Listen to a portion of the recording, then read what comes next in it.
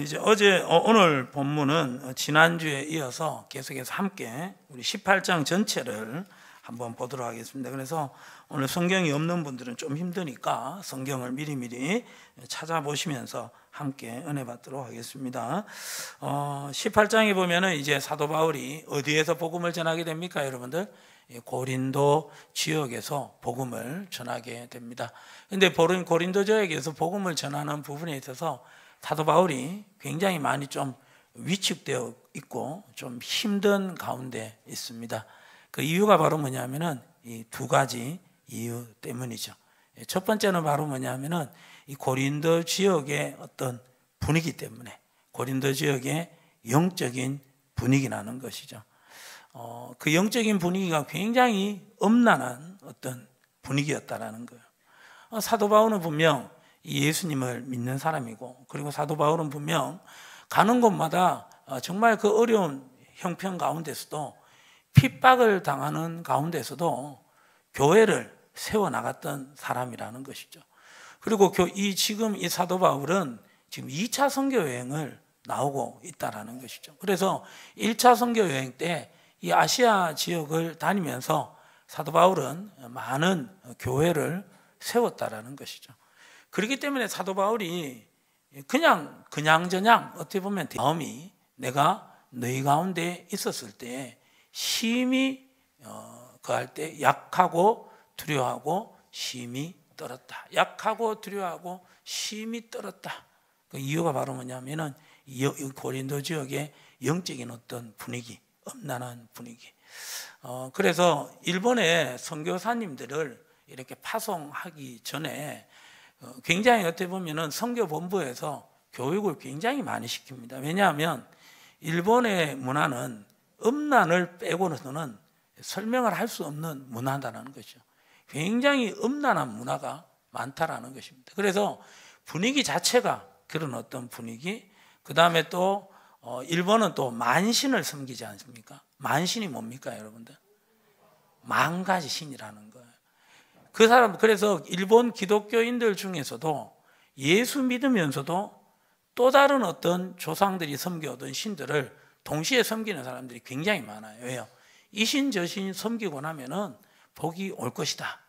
그렇게 생각하는 그런 어떤 믿음이 연약한 그리스도인들도 굉장히 많다라는 것이죠.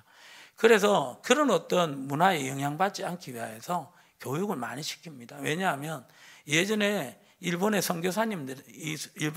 한국인 선교사님들이 파송이 되었을 때 실제로 선교사님들이 그 일본의 어떤 영적인 어떤 음란한 문화에 자꾸 접하다 보니까 영향을 받고 결국 음란에 중독이 되어가지고 선교사 어떤 활동을 못할 정도로 돼가지고 다시 한국으로 돌아온 경우들이 있었다라는 거예요.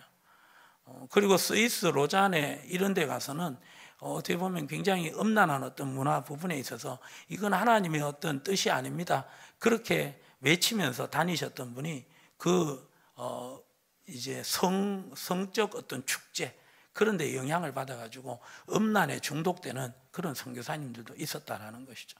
그러니까 이 음란의 문화라는 것은 굉장히 어떻게 보면 영적으로 강한 문화고, 그 음란의 뒤편에는 왜 이래 영적으로 강하냐? 그 뒤편에 우상이 딱 자리 잡고 있다라는 거예요. 우상.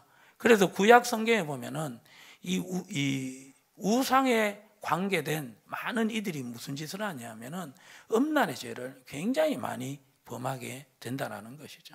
고린도 지역도 마찬가지죠. 지난주 살펴봤던 것처럼 큰 신전 안에 여러분들 여자 사제가 1000명이 있었다라는 거예요. 그만큼 이 음란의 문화가 많은 곳이 바로 이 고린도 지역이었다라는 것이죠. 사도 바울도 그 음란한 어떤 영적인 문화에 영향을 받을까 봐 굉장히 조심을 많이 했고 두렵고 떨었다. 그리고 경제적인 어떤 상황에서 굉장히 좋지 않았다라는 것이죠. 이게 사도 바울의 어떤 그런 형편이었어요. 그 가운데 사도 바울이 붙들었던 것이 바로 뭐냐? 하나님의 말씀이었다라는 거죠. 사도 바울은 하나님의 말씀에 사로잡힌 자였다라는 것이죠. 그래서 더욱더 사도 바울은 이 하나님의 말씀에 사로잡히기를 원했다라는 것입니다. 이 하나님의 말씀에 사로잡힌 이 사도 바울의 어떤 모습이 이 9절과 10절에 보면 나와 있습니다. 자, 9절과 10절 우리 다 같이 함께 읽어봅니다. 시작. 밤에 주께서 환상 가운데 바울에게 말씀하시되 두려워하지 말며 침묵하지 말고 말하라. 내가 너와 함께 있음에 어떤 사람도 너를 대적하여 해롭게 할 자가 없을 것이니 이는 이 성중에 내 백성이 많음이라 하시더라. 아멘. 지금 이 사도 바울에게 들려주신 이 하나님의 말씀이라는 것이죠. 그런데 이게 하나님의 말씀임을 어떻게 알 수 있느냐? 자기 내면에서 어떻게 보면 자기를 위로하기 위하여서 자기 자신에게 준 말씀이라도 말씀일 수가 있다라는 거예요. 자기가 자기를 위로하는 거예요. 그리고 누구에게 들었던 말일 수도 있어요. 갑자기 생각난 말일 수도 있어요. 이게 어떻게 하나님의 말씀으로 확신을 하느냐? 사도 바울은 하나님의 말씀에 사로잡힌 사람. 그러다 보니까 하나님의 말씀이 말씀으로 들리는 복이, 은혜가 있었다라는 것이죠. 창세기 22장에 보면은 저번에도 말씀드렸지만은 하나님께서 아브라함을 시험하십니다. 네가 100세에 낳은 네 아들 이삭을 모리아산에 가서 번제로 나에게 바쳐라. 한마디로 말해서 인신 제사를 드리라는 거예요. 그 말을 들었을 때 이 아브라함이 자기의 아내 사라와 상의했다라는 말이 없어요. 주저했다라는 말이 없어요. 그 말을 듣자마자 그 다음 아침에 일찍 일어나서 종 둘을 데리고 이삭을 데리고 모리아산으로 출발했다. 그리고 이 모리아산에 도착했을 때 그의 아들을 제단 위에 올리고 결박해서 올리고 칼을 들고 주저없이 죽이려고 하는 그 아브라함의 모습이 그려지고 있죠. 여러분들, 그때 아브라함은 어떻게 하나님의 말씀을 확신할 수 있었을까요? 이 아브라함은 하나님과 말씀으로 교제하는 사람이었어요. 끊임없이 하나님과 교제했던 사람. 그래서 지난 주일에도 말씀드렸죠. 일이 중요한 게 아니에요, 여러분들. 사울이 놀라운 성령의 어떤 체험을 받았다라는 거예요. 이스라엘의 초대왕 사울이 놀라운 성령의 어떤 체험이 있었다라는 거예요. 성령이 임해서 그가 예언하는 그런 일이 있었다라는 거예요. 그게 2번이나 있었어요. 2번이나. 그런데 사울왕은 결국 하나님께 버림을 받게 되고 다윗이 왕으로 세워졌다라는 것이죠. 이유가 바로 무엇이냐 하면은 이 다윗은 말씀이 있었다라는 거예요. 신비한 영적인 체험은 없었어요. 그러나 하나님의 말씀이 있었다라는 것이죠. 그래서 그 말씀이 있으니까 그 다윗은 그 어려운 가운데서도, 억울한 가운데서도 자기 자신이 스스로 무너지지 않고 또 하나님을 원망하고 탓하지 않고 끊임없이 이 다윗은 자기의 갈 길을 가게 되었고 꿋꿋이 믿음 위에 서서 나아갔었게 될 때 결국 하나님은 다윗을 세워주시는 역사를 허락해 주신 줄 믿습니다. 아브라함은 하나님과 친밀한 교제가 있었고요. 이 사도 바울도 마찬가지로 하나님의 친밀한 교제 가운데 이 하나님의 음성을 들을 수 있는 복 있는 자가 된 줄 믿습니다. 그래서 여러분들, 이 하나님의 말씀에 사로잡힐 수 있기를 예수님의 이름으로 축복합니다. 말씀에 사로잡혀야 돼요.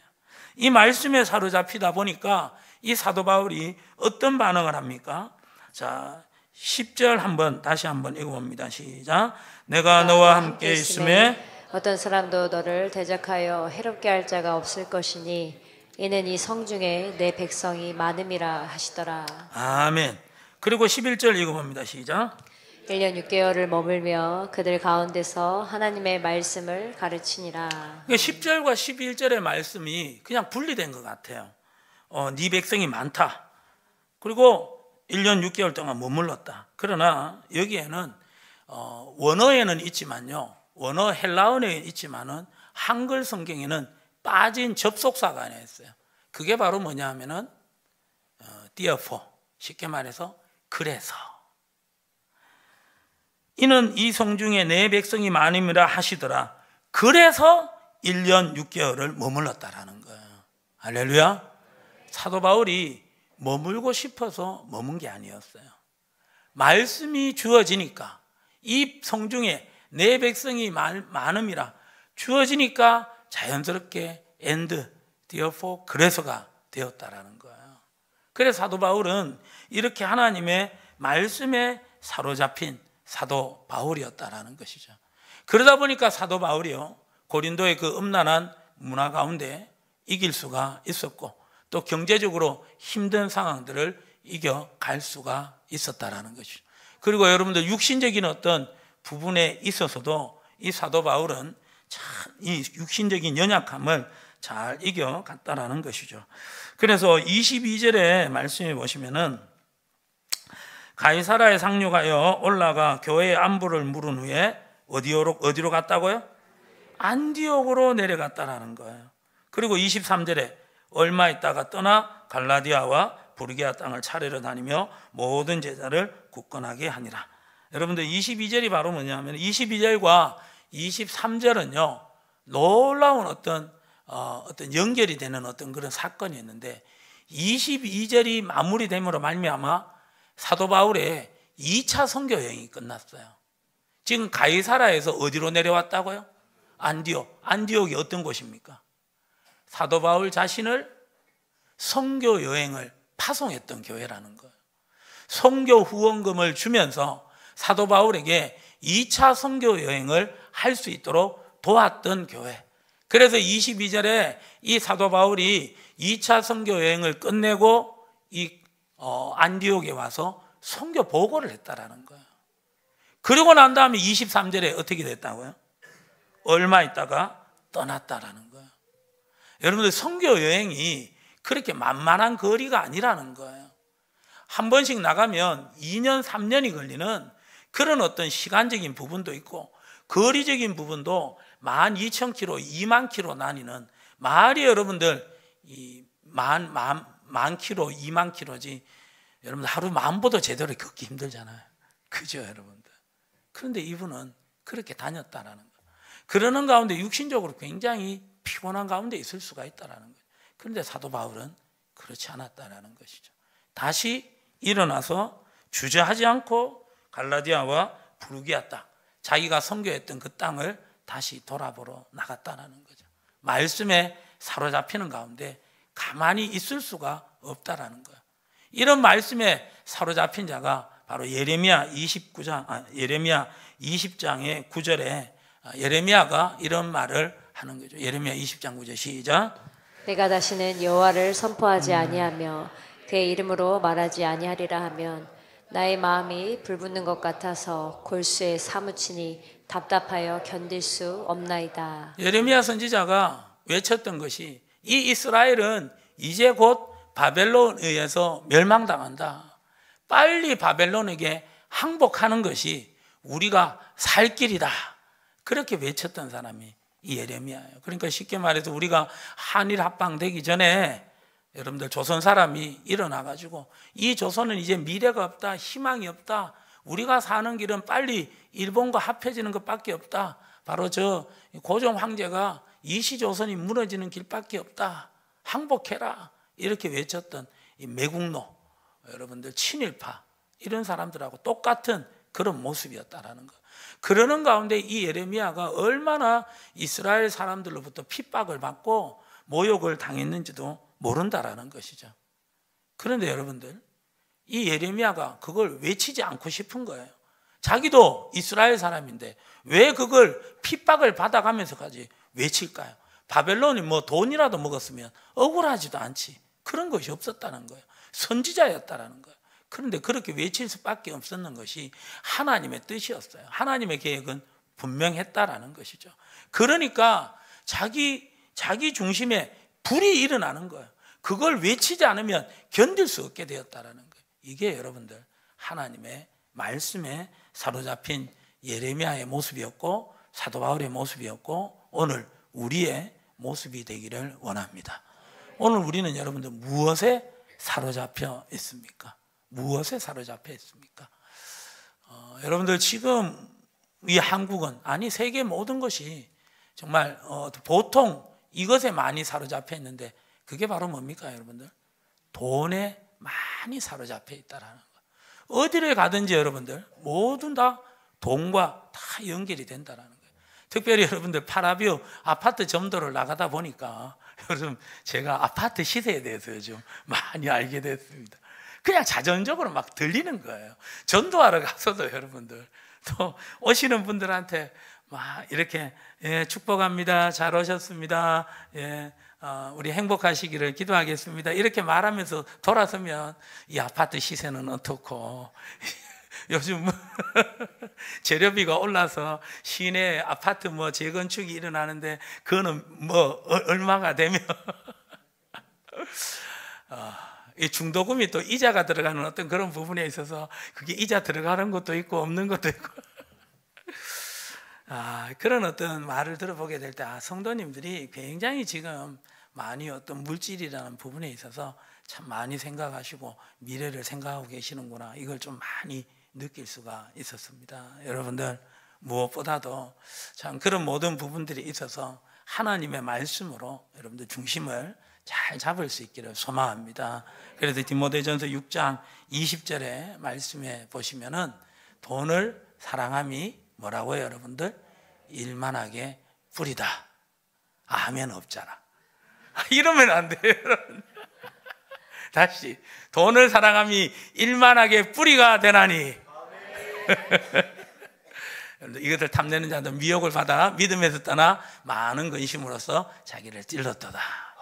네, 여러분들 이 하나님의 말씀을 여러분들 마음에 간직하시고, 돈은 여러분들 필요합니까? 필요하지 않습니까?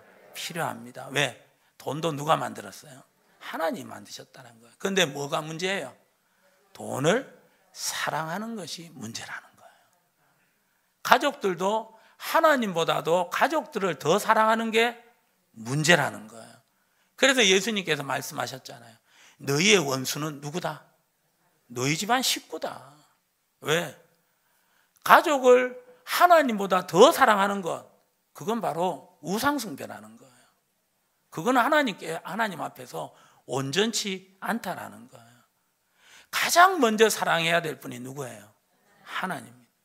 그래서 그게 예수님께서 마가복음 12장 30절에 말씀하셨잖아요. 온 율법과 선지자의 강령, 그게 바로 뭐냐? 내 마음을 다하고 뜻을 다하고 힘을 다하고 심지어 무엇까지 다해서? 생명, 목숨까지 다해서 주 너의 하나님을 사랑하라. 그리고 두 번째 계명이 뭐예요? 네 이웃을, 네 가족을, 네 부모를, 친척들을 내 몸과 같이 사랑하라. 이것이 온 선지자의 율법과 강령이라는 거예요. 아멘. 그래서 여러분들, 이런 하나님의 말씀에 사로잡혀 있는 가운데 우리의 신앙을 여러분들 굉장히 어떻게 보면 우리를 미혹하고 유혹하는 여러분들 이 세대 가운데서 미혹당하지 마시고, 아무리 거대한 어떤 세상의 문화가 여러분들 쓰나미처럼 우리를 덮친다 할지라도 그곳에서 여러분들 이 말씀이라는 반석 위에 든든히 세워져 가지고 요동하지 않고 흔들리지 않고 오히려 버티고, 오히려 여러분들 이 쓰나미를 여러분들 버티는, 역류하는 여러분 그런 반석 위에 세워진 그런 여러분들 우리의 신앙과 우리의 교회가 되시기를 예수님의 이름으로 축복합니다. 그래서 여러분들 우리는 인생을 살아가면서 말씀이 있어야 되는 거예요. 성경 말씀 66권을 말하는 게 아니에요. 인생의 고비고비마다 하나님께서 우리에게 주시는 말씀이 있느냐 없느냐, 그걸 붙들어야 된다는 거예요. 여러분들 이 성경은 원어로 보면은 로고스가 있고 레마가 있다라는 거예요. 로고스는 바로 뭐냐 하면은 하나님이 세상을 이처럼 사랑하사 독생자를 주셨으니 이는 그를 믿는 자마다 멸망치 않고 영생을 얻게 하려 하심이라. 이게 바로 로고스예요. 이거는 누구나 다 아는 말씀이에요. 이거는 객관적인 말씀이에요. 그런데 어떤 사람은요, 이 말씀에 사로잡히는 거예요. 하나님이 세상을 이처럼 사랑하사, 야, 나는 정말 하나님께 사랑받는 사람이구나. 자기의 독생자 외아들을 죽이면서까지 나를 사랑하시는구나. 그 요한복음 3장 16절을 통하여서 하나님의 사랑을 감격하는, 그렇게 받아들이는 사람이 있다는 거죠. 영생을 주시는구나. 하나님께서 나의 영혼까지 책임지시는구나. 그러면서 그 모든 불안한 마음들이 다 사라지고 평안으로 마음이 바뀌는 거예요. 이게 바로 뭐냐 하면은 그 말씀을 자기 자신에게만 주시는 말씀, 그게 레마라는 거예요. 로고스의 말씀이 아니라 레마의 말씀을 붙들어야 되는 거예요. 그 레마의 말씀을 붙들게 될 때 그 말씀이 우리를 붙드는 가운데 여러 가지 죄악의 유혹이 있더라도 그 죄악에 유혹에 넘어가지 않게 만들어줄 뿐만 아니라 여러분들 우리의 마음을 염려하고 근심하고 두려워하게 만드는 그 모든 순간 가운데서도 하나님의 그 말씀을 딱 붙들고 있으면요, 그 염려와 근심과 두려움이 다 사라지는 것이고 평안이 임하는 것이고 잃어버린 기쁨이 회복되고 감사가 회복되고 소망이 회복되는 역사가 일어나서 더욱더 주의 이름을 부르며 기도하게 되는 역사가 일어나게 되는 줄 믿습니다. 누가 기도합니까? 레마가 있는 사람이 기도하는 거예요. 말씀에 사로잡힌 사람이 기도하는 거예요. 내 이름으로 무엇이든지 구하면 내가 시행하리라. 구하라 그러면 주실 것이고, 찾으라 찾게 될 것이고, 두드리라 그러면 열리게 될 것이라. 그 말씀이 믿어지는 사람은 기도한다니까요, 여러분들. 믿어지는 사람은 포기하지 않고 기도하는 거예요. 낙심하지 않고 기도하는 거예요. 왜요? 그 말씀이 믿어지니까. 어제까지 응답이 안 됐는데도 불구하고 오늘 아침에 일어나면 또 그 말씀이 믿어지는 거예요. 그래서 새벽 이런 시간에 주님 앞에 나온다라는 것이죠. 하나님의 말씀, 레마가 있기를 예수님의 이름으로 축복합니다. 레마가 있어야 되는 거예요. 그래서 성경 말씀이 이렇게 전해지게 될 때 그 말씀을 그냥 흘려보내지 마시고 하나님, 그 말씀이 들리는 은혜를 허락하여 주시옵소서. 사모하면서 예배 드려야 되는 거예요. 그 가운데 하나님의 말씀이 레마로 들리는 복이 있기를, 은혜가 있기를 축복합니다. 그 말씀이 레마로 들리면 그 말씀이 생명으로 역사하는 거예요. 우리 속에 여러분들 사망을 떠나가게 만들고요, 우리 속에 여러분들 그 레마의 말씀이 들려지면 그 레마의 말씀이 우리 속에 소망이 일어나게 해가지고 절망을 떠나보내게 되는 줄 믿습니다. 아멘. 그러니까 그런 레마의 말씀이 들려지기 위해서는 여러분들 우리가 시간 나면 하나님의 말씀을 보는 거 아니에요. 시간 나면 하나님의 말씀 본다는 사람 절대 하나님 말씀 못 봐요. 언제 시간이 나요? 절대 여러분들 하나님을 위한 시간은 우리가 만들 수가 없어요, 여러분들. 우리가 여러분들 애쓰지 않고 우리가 노력하지 않으면 저절로 여러분들 우리가 하나님의 말씀을 본다, 이건 있을 수 없는 일이에요. 시간 나면 기도하겠다, 절대 기도 안 할 사람이에요. 우리가 언제 시간이 나요, 여러분들? 시간을 내야 되는 거예요. 그래야지 말씀도 보는 거고, 그래야지 기도도 할 수 있는 것이고. 이렇게 여러분들 우리가 마음을 가지고 의지적으로 이 말씀에 대한 사모함을 가지고 말씀 앞으로 나아갈 수 있기를 소망합니다.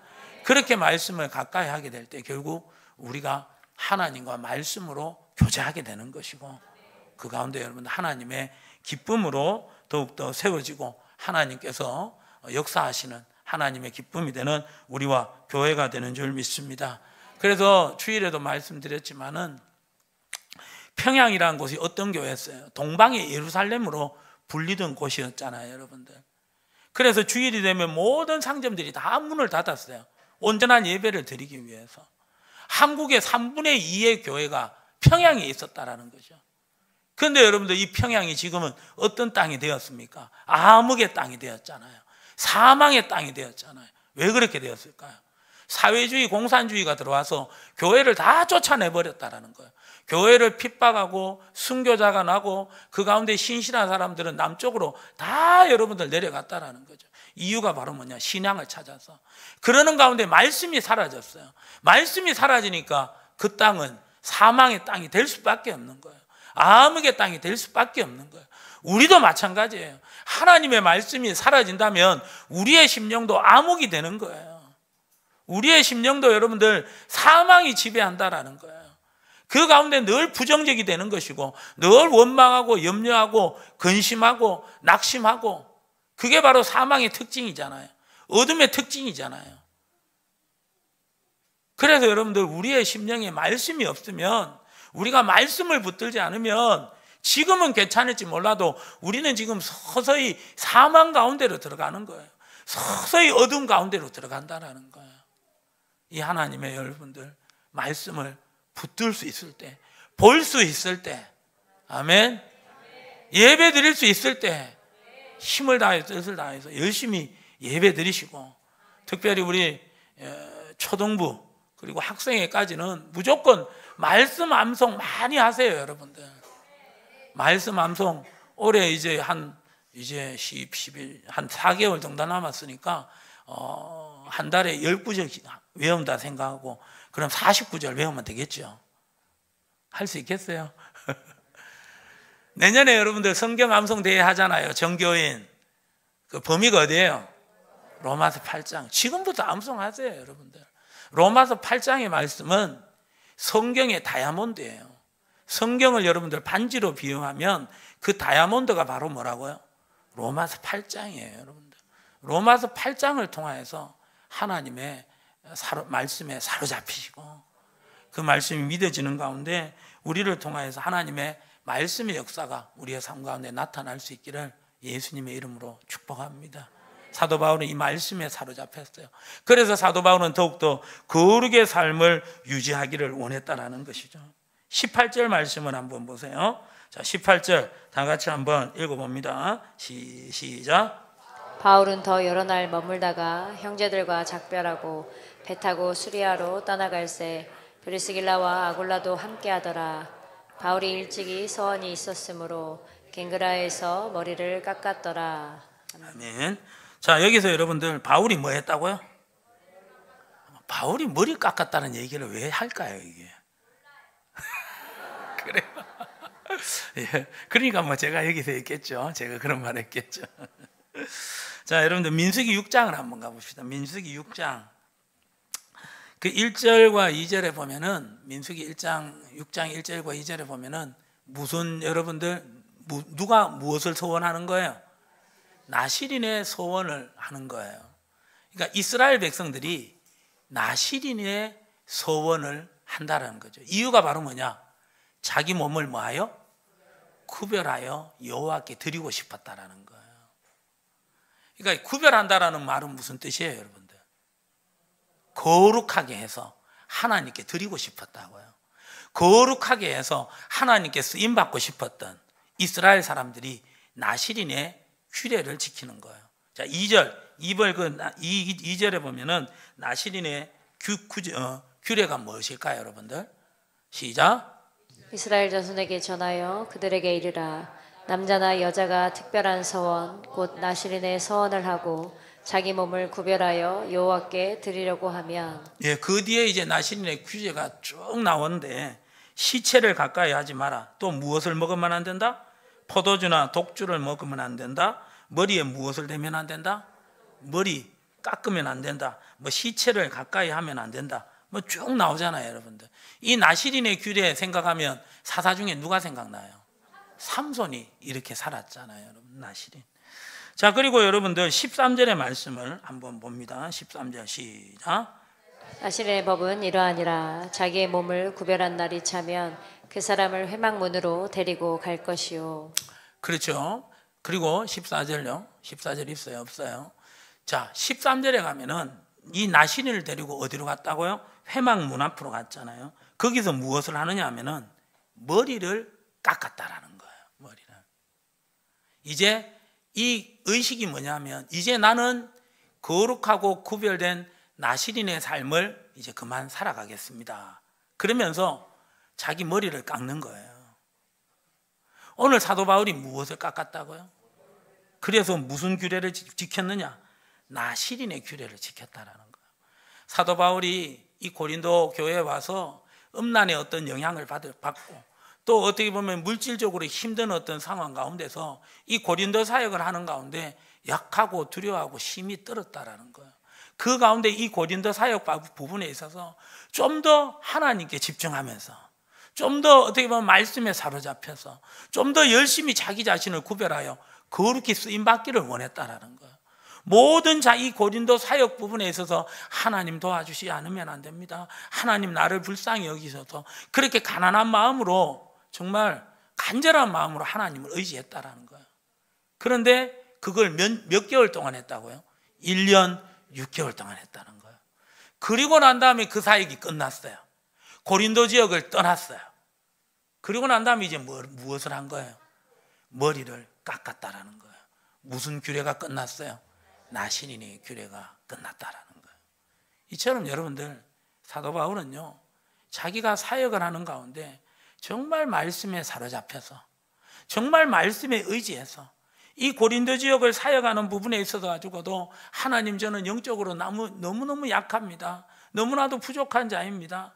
하나님 도와주시옵소서. 그렇게 가난한 마음으로 하나님을 전적인 의지하는 마음으로 자기의 삶을 구별해서 하면서 거룩하게 하면서 사역을 했다라는 거죠. 그만큼 사도 바울에게 있어서 말씀이 전부였다라는 거예요. 왜요? 말씀은 누구니까? 하나님이시잖아요. 요한복음 1장 1절의 말씀처럼 태초에 말씀이 계시니라 이 말씀이 하나님과 함께 하셨으니 이 말씀은 곧 뭐다? 그러니까 사도 바울에게는 이 말씀이 하나님이셨고 말씀이 전부였다라는 거예요. 그러니까 사도 바울은 더욱더 자기 자신을 구별하여서 잘 드리기를 원하며 이 나실인 규례를 드렸다라는 것이죠. 그리고 여러분들 또 20절의 말씀에 보시면은 여러 사람이 더 오래 있기를 청하되 허락하지 아니하고 시작. 예.